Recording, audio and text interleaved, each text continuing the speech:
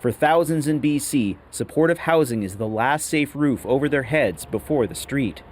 But the province's housing minister argues housing providers can struggle to protect the majority of residents. They feel there are some gaps in how they can enforce the rules. He's seeking a fix, a task force to consider if pulling housing protections afforded by the Residential Tenancy Act from supportive housing could help.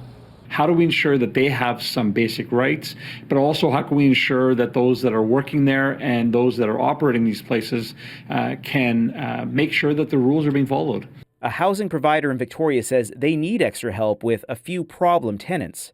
Some threaten or carry out violence against their fellow residents or staff. The situation as it currently is makes that sometimes remarkably difficult to remove folk, and that the safety threat continues while the process plays itself out.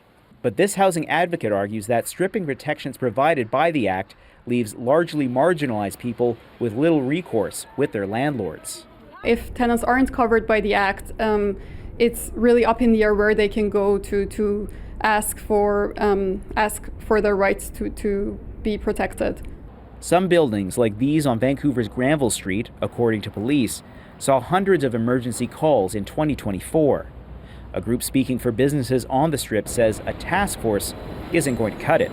They want a provincial inquiry into supportive housing. Something needs to be done that's significant, drastic, and I would suggest bold. We have to get serious about this.